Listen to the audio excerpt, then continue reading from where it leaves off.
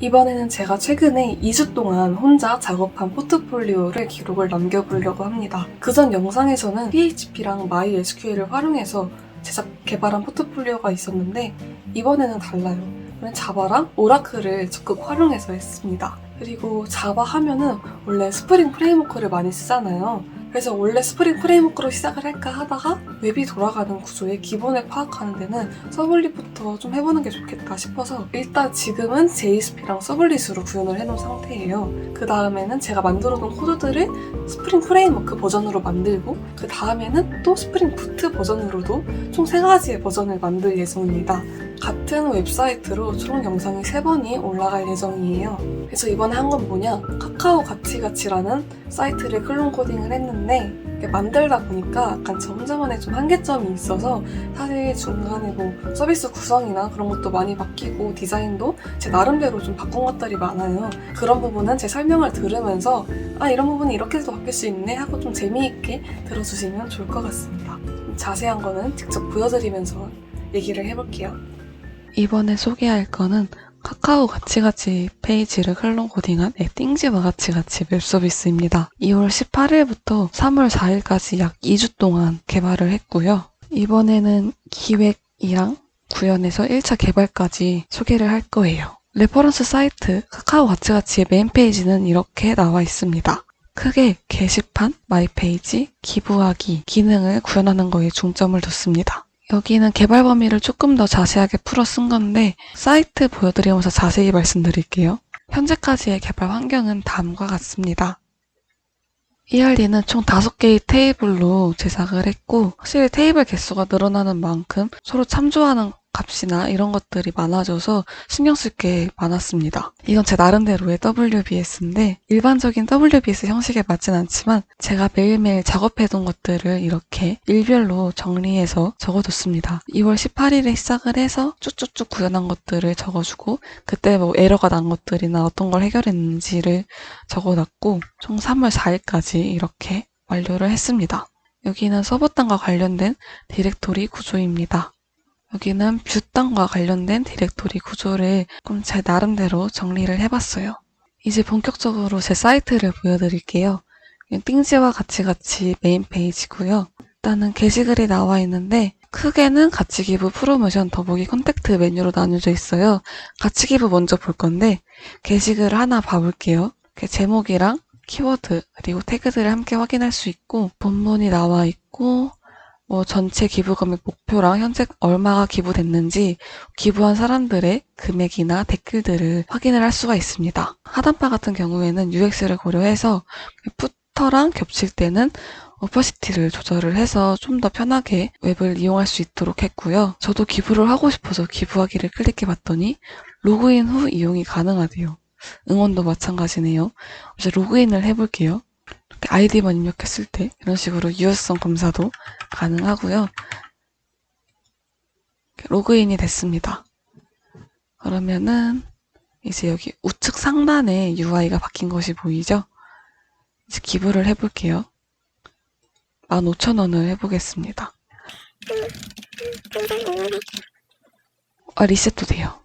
15,000원을 결제를 하면은 바로 현재 기부된 총액이 바뀌고 제 기부가 이렇게 기록이 되어 있네요. 응원은 유튜브의 좋아요와 비슷한 기능이라고 생각을 하시면 돼요. 계정당 1회 제한 없이 무제한으로 할 수 있도록 해놨습니다.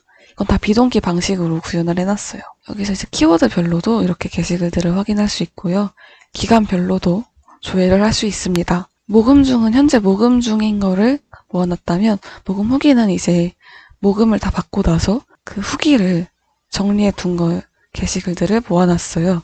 얼마가 모였는지도 확인할 수 있고 이건 제가 쓴 글인데 수정도 가능합니다. 작성자랑 카테고리 같은 경우는 건들 수 없고 제목은 이런 식으로 수정이 가능하죠. 썸네일도 바꿔볼게요. 네, 이렇게 내용을 바꿀 수 있습니다. 물론 글쓰기도 가능합니다. 했을 때 가치 기부에서 카테고리도 이렇게 등록하기 한 페이지에서 모두 선택을 할 수가 있어요. 있고, 모금 중일 때 주제를 또 세부적으로 선택할 수 있고, 모금 후기로 넘어가면은 제가 써야 하는 칸이 늘어나죠. 프로모션 같은 경우에도 이렇게 달라집니다. 종료일이 늘어났죠. 이건 제가 데이트 피커를 활용해서 이렇게 할 수 있도록 했고요. CSS는 제가 좀 다듬었습니다. 저는 일단 가치기부에다가 등록을 해볼게요. 저는 6만원 정도를 받아야 합니다.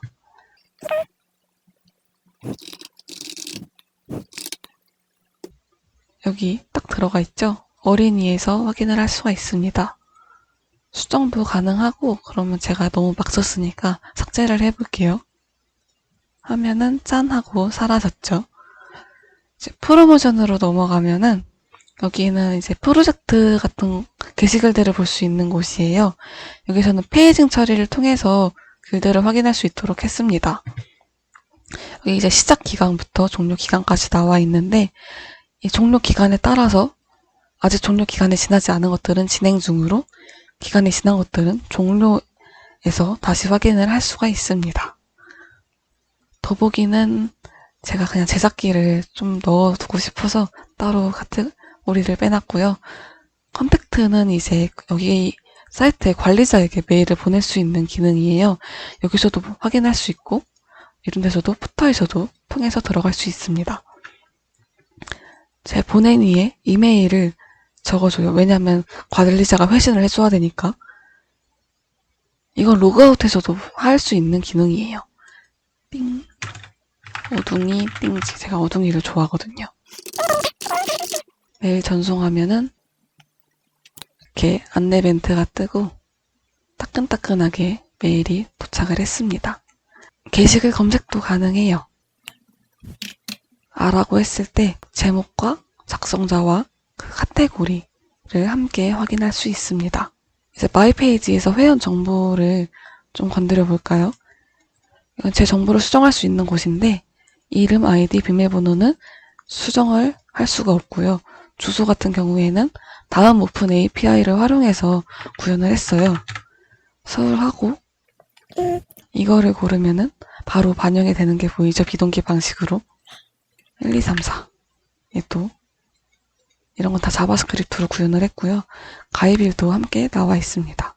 이건 그냥 DB에 등록할 때 제가 오라클이니까 시스테이트로 해가지고 바로 등록이 알아서 되게끔 했어요. 정보 수정을 하면은 바로 이렇게 확인을 할 수가 있죠. 나의 글에서는 제가 등록한 글들을 쭉 확인할 수가 있어요. 여기도 다 페이징 처리했습니다. 가치기부도 있고, 뭐 프로모션도 있고, 작성일까지 함께 확인을 할 수가 있어요. 내 기부에서는 여기는 이미지가 잘못 걸렸나 보네요. 제가 기부한 글들의 제목과 금액을 함께 확인할 수 있습니다. 그래서 여기까지가 제가 만든 사이트 기능들에 대한 소개입니다. 그러면 다음번에는 어떤 걸 보완을 할 거냐? 일단 서블릿으로 만든 코드들을 스프링 프레임워크에 맞춰서 구조를 다 뜯어 고칠 예정이고요. 개선할 점들을 좀 말씀드리자면 로그인 기능을 추가할 거예요. 오픈 API를 활용해서 보통 웹사이트들이 아이디랑 비밀번호 찾기 기능이 들어가 있죠. 그것도 추가할 거고, 제가 어떤 페이지들은 페이징 처리를 해놨는데 그렇지 않은 것들도 있어요. 그건 이제 스크롤의 위치를 파악해서 비동기 방식을 활용해서 그 데이터를 추가적으로 불러올 수 있도록 무한 스크롤 기능을 추가해서 구현을 하려고 해요. 그리고 게시글 자세히 보기를 했을 때 공유하기 버튼도 있었는데 그것도 이제 API를 활용해서 추가적으로 덧붙이려고 합니다. 제가 아까 조금 허점이 있었는데 썸네일 같은 경우에 지금 파일 업로드가 제대로 되지가 않아요. 그냥 그 자르 파일이 임포트가 자꾸 에러가 나더라고요.